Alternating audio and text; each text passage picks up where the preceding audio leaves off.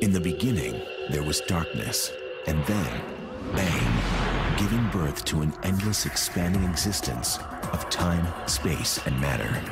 Now see further than we've ever imagined, beyond the limits of our existence, in a place we call the universe.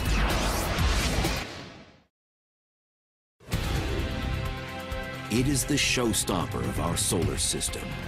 Basking in its own glow, it seduces all admirers.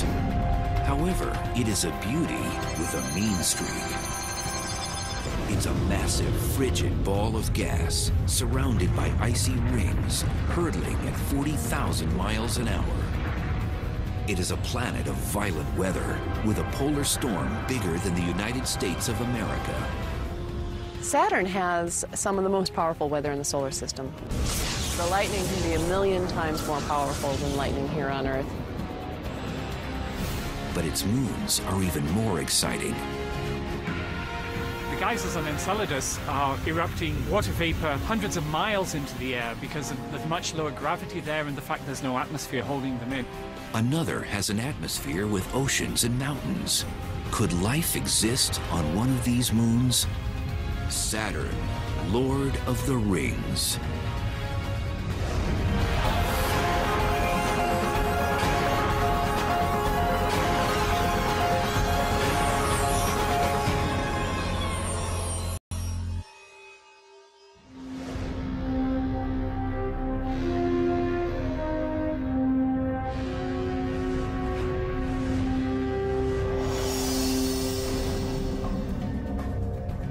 If there is one planet that represents the majesty, mystery, and awe of the universe, it is Saturn.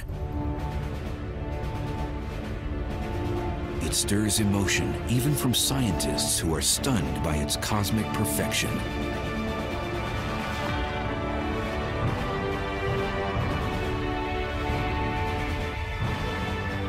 You gotta hand it to Saturn for being the most beautiful thing out there. It's been my favorite planet since I first saw it through a telescope. While it looks sleepy and serene, the sixth planet from the Sun is anything but.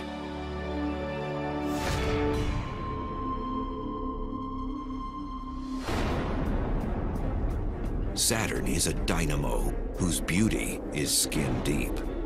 Saturn is an absolutely frigid place.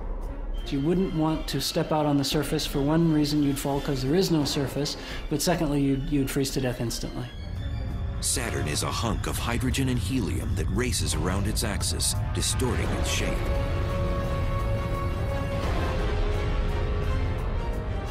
When you watch a professional toss a pizza, as it spins around, it flattens out.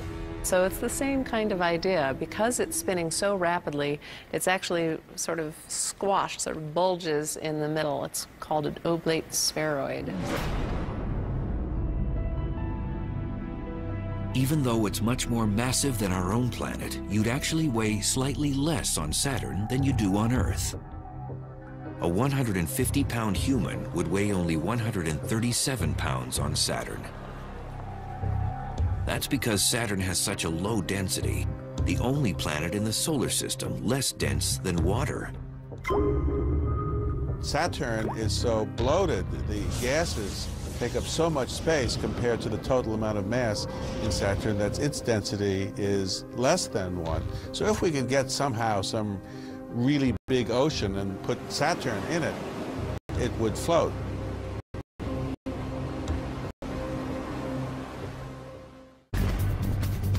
Saturn is the second largest planet in our solar system.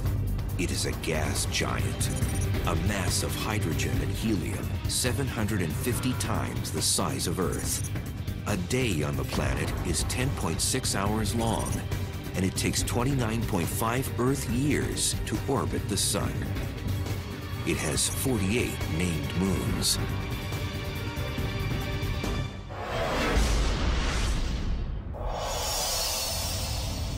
Saturn has been around for 4.5 billion years. It formed by accreting carbon dust particle by particle into a rocky core several times the size of Earth. Then it was able to attract gases like hydrogen and helium, which collapsed under gravity. As things start collapsing, this cloud began to compress. It began rotating more rapidly, but along its axis from, let's say, top to bottom, it wasn't rotating, so it was free to collapse under the force of gravity. It's called the conservation of angular momentum, a principle on display at your local ice rink.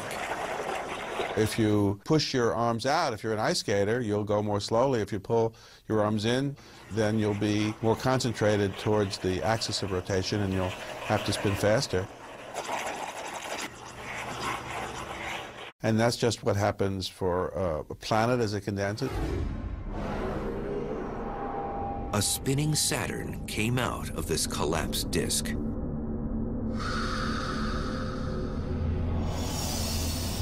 The feature that has made Saturn the most iconic planet in our solar system is her majestic, shimmering rings. They are incredibly big, 173,000 miles in diameter, wider than 21 Earths side by side. So it would take you 2 days in a really fast rocket ship to get from one side of the rings to the other. They're huge. However, these huge rings also are unbelievably thin, measuring about 65 feet.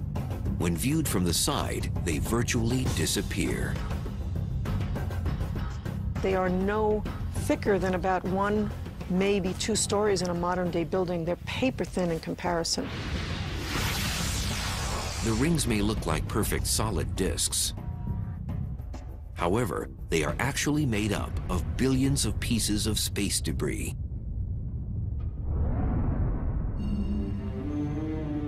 But what exactly are they?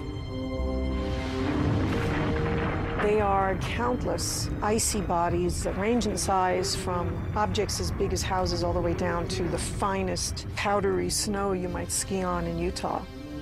And they're made of water ice. They're particles that have been pulverized, so they've smashed into each other.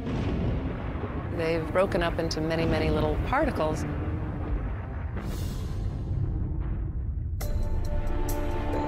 If you were to be inside those rings, it'd be like in a beehive. They're all over the place, so bees in a swarm. It's a hostile place. You do not want to try to put a spacecraft through those rings. And these particles spin very fast. And they're screaming around the planet at 20 to 40,000 miles per hour. The inner rings spin faster than the outer rings, and there's a reason for that. Kepler's laws say that if you're going to orbit in a circle around a central body, if you're close up, you move really fast, and if you're far away, you move really slow. If a particle the size of a grain of sand moving at hypersonic speed were to strike a spacecraft, it would be like a shotgun blast at point-blank range. Now get outside the rings, things are much quieter. If you want to take a country drive around Saturn, go this way instead of following the rings. Why the rings are there is one of the planet's great mysteries. The rings might have once been some of Saturn's moons that got too close and smashed into each other. The fractured pieces were held by the planet's gravity to become its rings.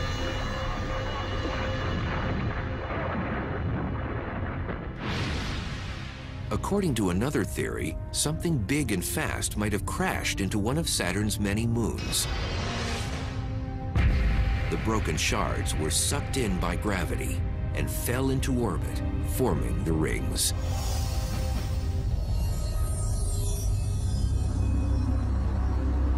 Although scientists disagree as to how the rings were formed, they do agree as to who first studied them.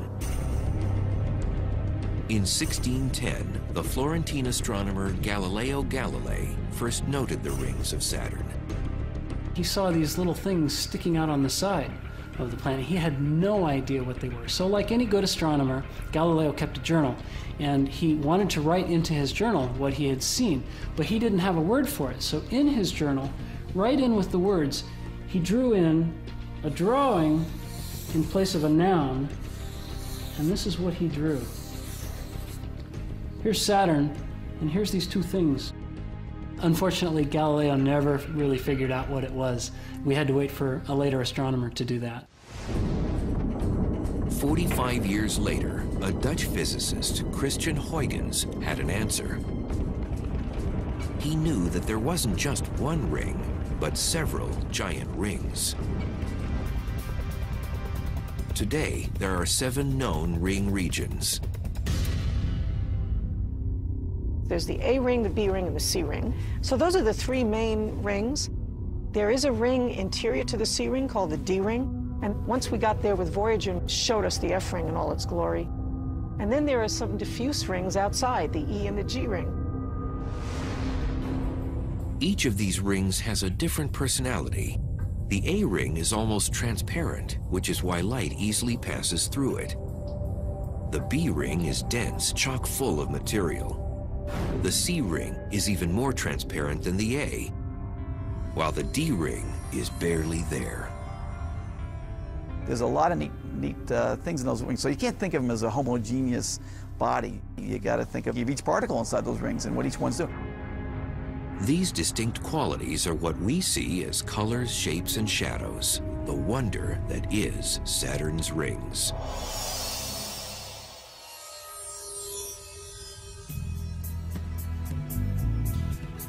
The reason we can see them at all is due to the sun. Just as our moon glows with reflected sunlight, so do Saturn's rings. It is a phenomenon called ring shine. Just imagine yourself on the night side of Saturn looking up and having the rings just completely covering the sky. It's much brighter than the Earth on a full moon. They shimmer, and they're brilliant, and they're bright. And that's because they're mostly made up of ice particles, which reflect a lot of sunlight. However, there is evidence that the glowing marvels of our solar system won't be around forever. Some scientists are asking, just when will they disappear?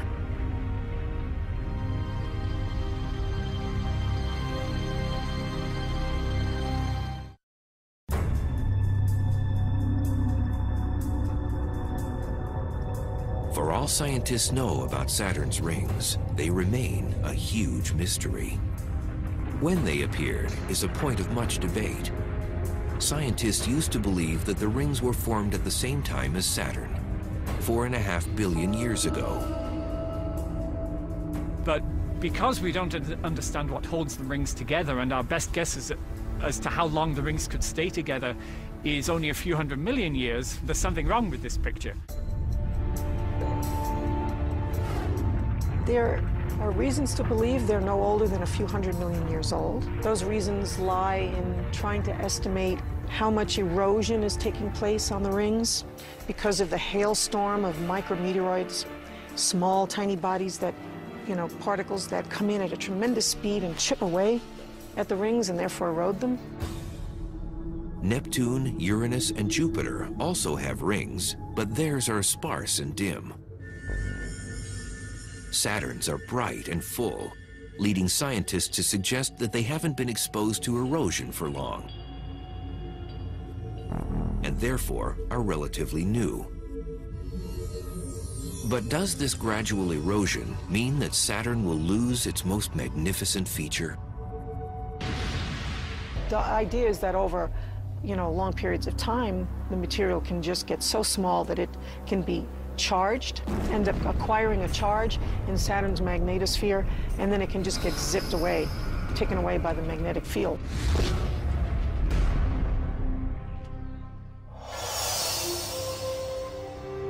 Or it just spirals into Saturn itself. That is a scenario for the death of the rings, is that they finally get eroded away. In order for Saturn to continuously have rings, they need to be refilled. At the moment, Saturn has a tremendously large ring system, but the actual material in the rings does have to be replenished. Strangely, another kind of assault might be necessary to preserve them. They have to get renewed by an errant comet coming in and crashing, adding to the mass that's going around there. And that kind of question is still being debated. The debate continues when theorizing as to when the rings will vanish. Hundreds of millions of years, probably, maybe billions of years. We don't know. That's a matter of debate right now. Whether the rings are young and are going to die an early death, or they're old and they're going to remain with us for a very, very, very long time. Of Saturn's 48 named moons, there are small moons called shepherds, for good reason. They have gravitational pulls that help keep the rings intact by herding the particles. Saturn's experts are interested in the complicated choreography between the planet's moons and its rings. The contorted F ring is especially intriguing. And then there's the two shepherd satellites on either side, Prometheus and Pandora. And they are having gravitational effects on this ring. It's being tugged in a variety of directions. So it looks wild and, misbehaved, if you will. And it's a dynamicist's playground. I mean, we're very, very interested in watching what happens to the F ring because it tells us how moons interact with rings. Saturn mesmerized civilizations as early as 700 BCE, when the Assyrians took note of it sparkling in the distant sky. Hundreds of years later, the Greeks gave it a name, Kronos, after the god of harvest, possibly due to its position in the sky during harvest season. The Romans' god of agriculture was Saturnus, which is why we call it Saturn. They also named a day of the week after him, what we now call Saturday. However, had the Romans actually seen the planet close up, they might have named it for the god of weather.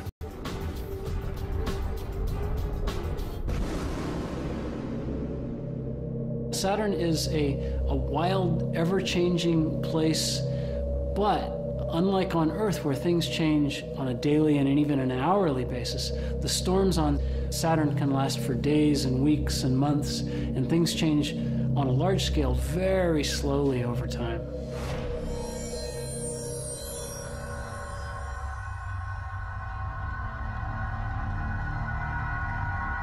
The discovery of this violent activity on Saturn came as a surprise to experts. For centuries, their view of the planet had been obscured by an ammonia gas haze. New satellite data is changing everything. And we see now that Saturn is a dynamic place. It's been revealed now as being probably more dynamic in a lot of ways than Jupiter. Just the number of storms we see, the motions that they do. Incredibly, winds blow at speeds of 1,000 miles per hour. We measure the winds literally by watching the different little cells of the atmosphere move in imaging. So you need sequential images to see how much things have moved. There are new mountains on the surface of Saturn. It's cloud features that we look at to see how quickly they evolve and change and move to measure the winds. Recent exploration has shown other phenomena that aren't yet understood. We can see features, clouds, eddies, big plumes of material like we see on Jupiter. And we see these oval storms, lots of them. In fact, there's one latitude in the southern hemisphere where lots of storms zip around this band, okay, and we've watched them be created. We've seen them die. They die by merging. Scientists nicknamed this area Storm Alley, after a region in America's Midwest that produces violent weather.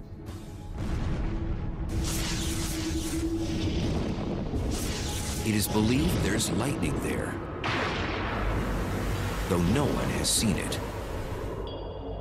And there's a technical reason for that. To see the lightning, you have to get around on the night side, and because the lightning flashes aren't all that bright, and so you need the darkness. But the night side of Saturn is very bright because of all the ring light that shines down on the night side of Saturn, and so it's very hard to sort the lightning from just puffy little clouds.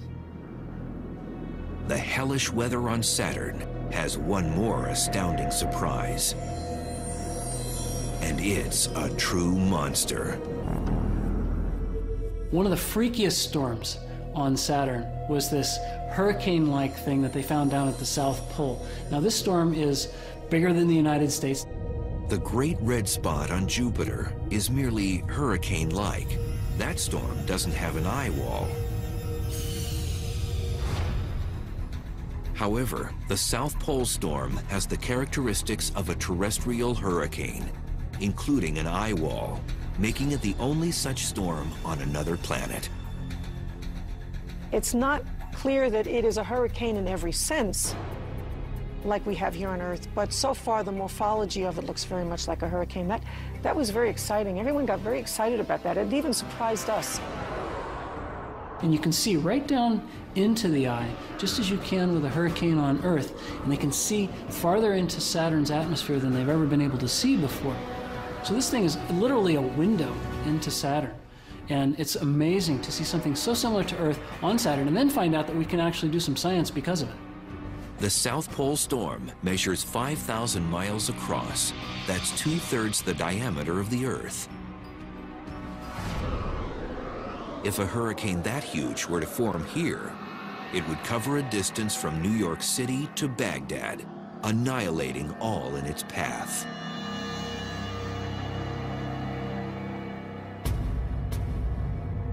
It's basically a swirling vortex of air that is centered around a hole right at the center with a walleye around it.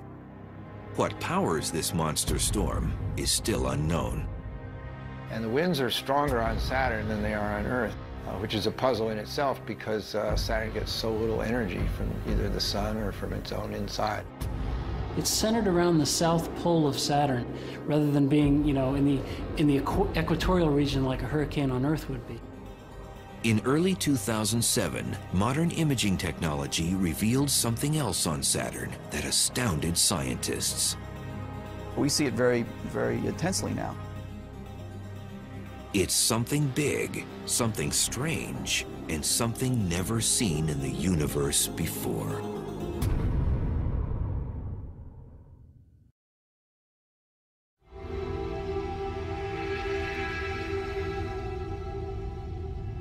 Saturn, the solar system's most bizarre yet beautiful planet, has just gotten even more mysterious. In 1979, the Voyager spacecraft showed a perfect geometric form over the North Pole. In October 2006, the Cassini craft found that it is still there. It's just bizarre, and it sits there kind of still. It doesn't move with the planet. The pole, there's a hexagonal feature, a six-sided polygon that encircles the pole at about 78 degrees north latitude. And it's sitting there as a set feature.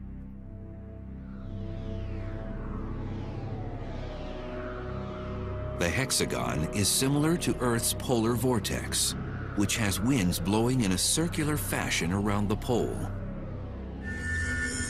Saturn's vortex can fit 4 Earths inside of it and extends 60 miles deep into Saturn's clouds. And what's more bizarre, Voyager saw little tiny clouds going around at about 100 meters per second, which is about 200 miles an hour, going around this racetrack. People thought, well, maybe it's just a temporary thing. How could this stay there? It's been there now for at least 20 years, and we're going, what is this?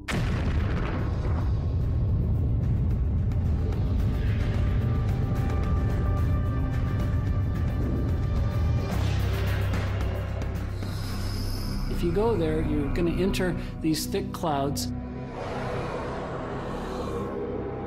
And the deeper you go, the more intense the pressure is going to get, to a point when you just implode. You and your spacecraft can't make it any farther.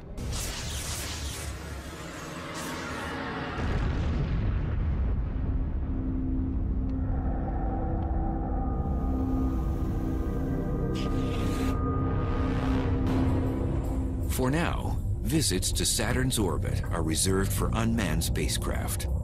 But surrounding the planet are at least 48 moons. Venturing to one of those is more feasible. What's interesting now that we're going to the planets is that we're learning that in some ways the moons are where the action is. We've already been to one of them. Titan is the only moon other than our own to have been explored. The event was beyond significant. On January 14th, 2005, science fiction became fact. As part of the ongoing Cassini mission to Saturn, the unmanned Huygens probe descended onto the surface of Saturn's biggest moon. Titan lives up to its name. It is the size of the planet Mercury. In fact, it is the second largest moon in the solar system, 50% bigger than our moon.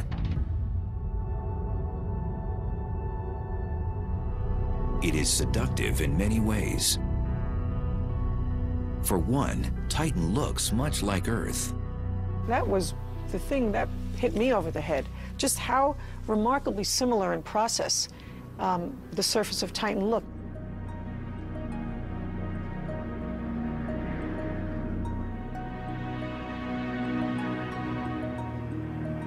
We have river channels that feed into these lake beds. We have winds.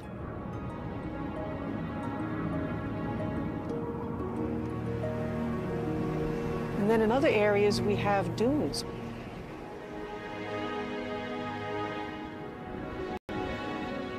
The equator region of Titan, at least on one side where we've gotten good radar imagery, has hundreds and hundreds of miles of these dunes that are 100 meters high, several miles apart, and they just go on, this vast sea of dunes.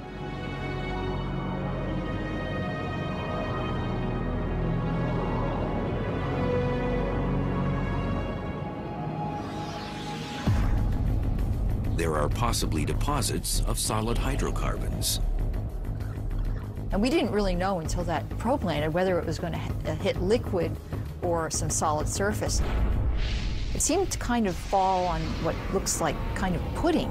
It doesn't seem to be liquid or solid. It seems that Titan has some goo on the surface. It's almost kind of neither land nor sea, but something in between. That's very amazing. Amazingly, Titan, like Earth, has an extended atmosphere. No other moon does in our solar system.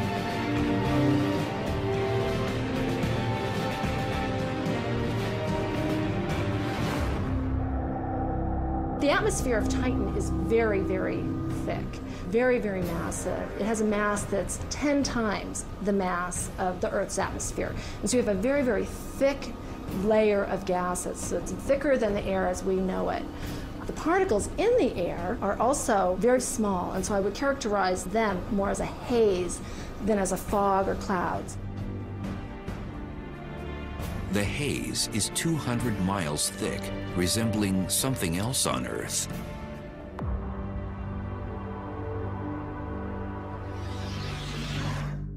From the outside, it appears essentially opaque, like a big orange ball. But as the Huygens probe descended through the atmosphere, it's transparent enough to be able to see the surface features as it fell through. But it's not unlike a hazy day here in Los Angeles. It's not the color of the atmosphere that most intrigues scientists. It's the composition. Nitrogen and methane, the same gases they believe made up much of Earth's early atmosphere. The idea that Titan's atmosphere mimics the atmosphere of early Earth 4 billion years ago is something we're very, very excited about and interested in, and it's one of the things we're studying very hard in our laboratory. Let's see if we can get this aligned. What do we have? At the University of Colorado, Dr. Margaret Tolbert is simulating Titan's atmosphere in her lab. Might it, too, have the necessary ingredients for life? In this experiment, we're trying to simulate the chemistry that goes on high in Titan's atmosphere where the haze is forming. And so what we have is a reaction chamber here, And all that we have in there is nitrogen and methane. So the two most important components of Titan's atmosphere. And then we're just going to flick on a lamp, and that lamp is going to simulate the sunlight hitting Titan's atmosphere. Incredibly, Tolbert's research has shown that Titan's atmosphere, when stimulated by sunlight, begins to produce organic compounds. To scientists looking for life beyond our planet, this could be big.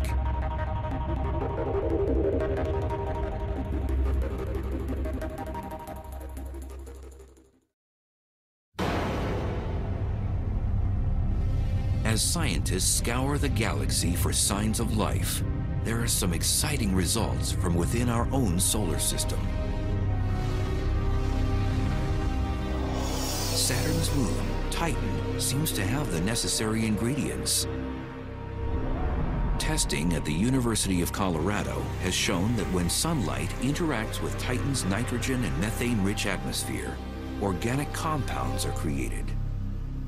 So these organics are floating down to the surface of Titan, and you can see them in the pictures, and who knows what they're doing once they're there. They could be providing energy to some new kind of life. Further research is needed to determine if there really is life on Titan, or if it might someday develop. Although its atmosphere resembles early Earth, the environment is vastly different. It's cold. It's 300 degrees below 0 Fahrenheit, and there's no liquid water. So that's a big difference between early Earth and Titan. The lakes and riverbeds on Titan were carved out of the ground by something. There's no liquid water on the moon, so what flows on this terrain? The hills on Earth are made of silicate rocks, whereas the hills on Titan are ice and methane ice. The river channels on Titan are formed by methane rain, as opposed to the Earth river valleys formed by water. Liquid methane, it seems, rains down on Titan, or did at one time. On Titan, it is so cold that gas has liquefied, and there are coastlines and rivers and all this terrain shaped by moving rivers of methane. It's just completely intriguing. Methane is the principal component of natural gas, butane, and propane, all sources of fuel. There's a lot of hydrocarbons. It might be very light hydrocarbons on Titan. And there's a lot of it. And it burns if you put it in contact with oxygen, so there's a lot of energy out there. Enough on the surface of this huge moon to supply all of Earth's needs for a very long time. Well, here's this tremendous supply of natural gas on Titan. Boy, wouldn't it be great to go out there and tap into it and bring it back? But I think that you would find that it would cost you so much to go out and get the methane and bring it back that you would never be able to effectively power anything on Earth with it. While Titan is Saturn's largest moon, one of its smallest may be even more exciting. It's a brilliant ball of ice and rock called Enceladus. It's a tiny object. It's only about 300 miles in size, so that's what, about the eighth the size of our own moon. And we've never seen a body that small that has activity on it. This activity was discovered in 2005 by Dr. Carolyn Porco and her Cassini imaging team. One photo seemed to suggest that jets were coming out of Enceladus. It seemed very likely to the members of my team that it's possible that these jets are actually geysers. They're erupting from pockets of liquid water not too far beneath the surface.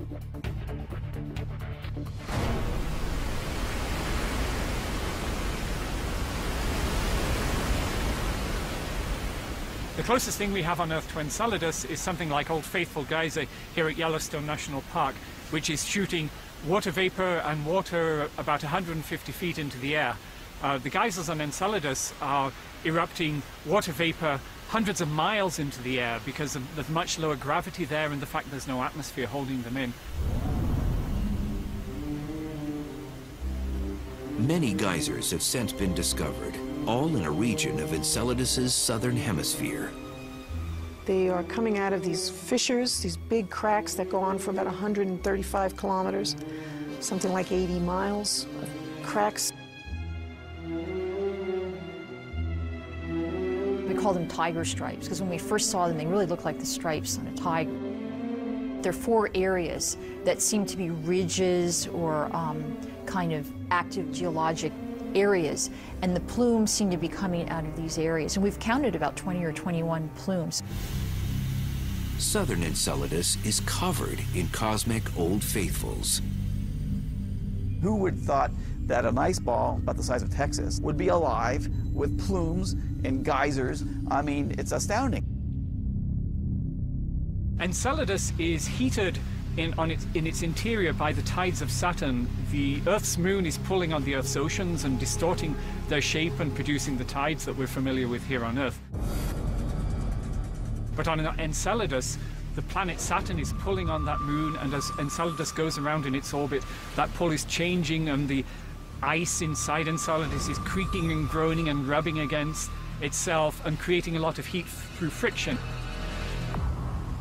We think it's that frictional heat that is producing the evaporation of the water ice that is then escaping through these cracks and making the geysers that we see there. And there's more. Enceladus's eruptions have clarified a theory of what powers one of Saturn's rings. We knew there might be jets, something coming from the surface that was injecting material into orbit around Saturn to form the E-ring. The E-ring is furthest from the planet, about 74,000 miles away. It happens to be just at the same orbit, the same distance from Saturn as Enceladus. And so it really suggests that it owes its origin to Enceladus. And thickness of the E-ring sort of matches the thickness of particles that were ejected from the south pole of Enceladus. If these geysers disappear, so might the ring. Ultimately, the liquid jets suggest that there is water on Enceladus. And perhaps something else. So the search for water is not that, oh, one day we'll be thirsty, so we'll have something to drink. The search for water is guided by our interest in the search for life. It's that simple. Follow the water.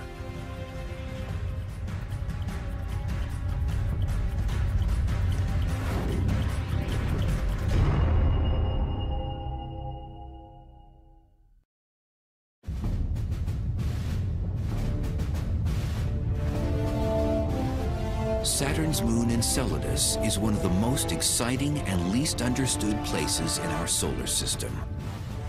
Enceladus is a really strange place. The strangest thing that got people's attention first is it's very, very bright. It's the whitest object in the solar system.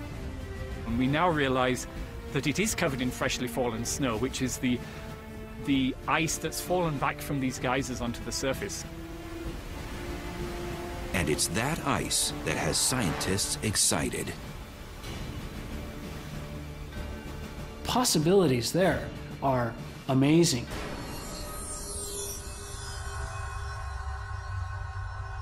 The search for water in our solar system is ultimately a search for life.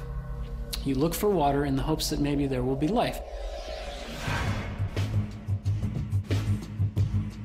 Because of the presence of ice, some experts believe the search for alien life should begin on Enceladus.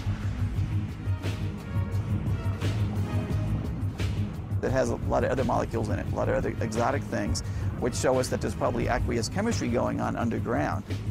So there's a lot of little percolating kind of chemistry going on, and maybe you could get biology, maybe, and so maybe we should go look. This is kind of the holy grail of modern-day planetary exploration, to go and seek out those environments in the solar system where life might possibly have gotten started, and we just stumbled upon it. Is that exciting? You know, I mean, of course it's exciting. It's the kind of thing scientists live for. We know the composition of the gases that are coming out because we've flown through them with the spacecraft, and we've got the composition including carbon and nitrogen and all those goodies that you need to make life. And then we know there's a source of energy from the frictional heat or the tidal heat in the interior, and we can see the heat on the surface. So all these elements are there that might be sufficient to sustain life if life could have got started there. So that makes Enceladus a very exciting place.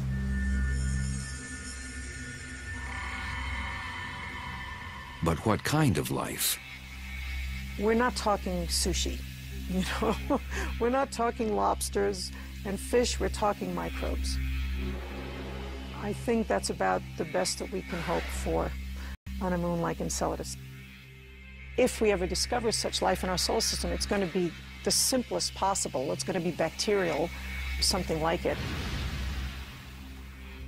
Even the discovery of something small would be a huge event. It would change everything that we think and know about our solar system, the universe, and ourselves.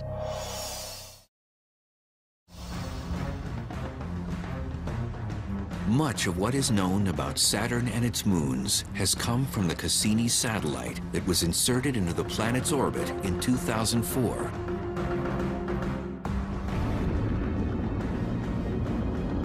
It is currently touring its rings, moons, and the planet itself. By 2008, Cassini will have made 70 trips around the gas giant. Putting an orbiter around a planet and being able to hang out there and monitor the system and all the different elements of the system for a long period of time, I mean, that's the best way to study these bodies.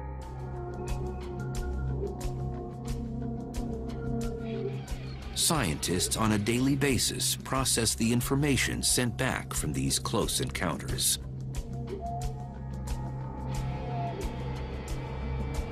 In addition to the camera, there's a radar that can send its radio waves through the clouds, get an echo off the surface, and make an image of the surface. And then there's spectrometers to measure the composition and other infrared devices to measure temperature. So it's a very comprehensive spacecraft.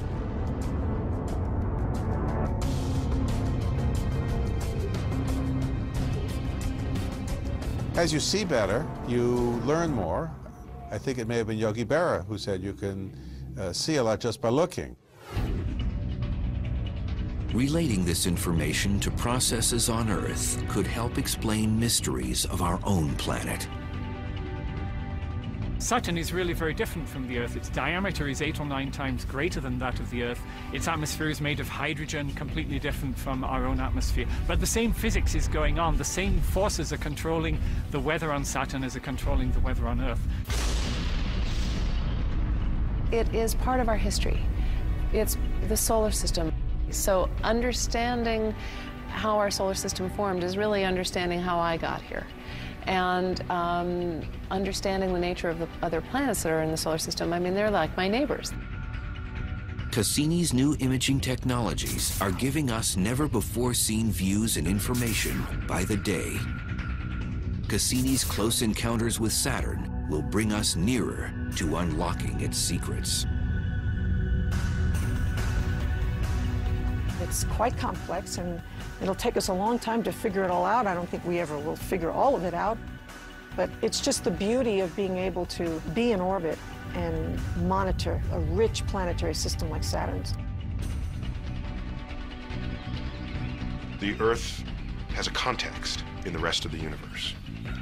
And you want to know where we fit in the universe? You don't get the answer to that just studying the Earth itself. For as much as we discover about the Lord of the Rings, it will always inspire us.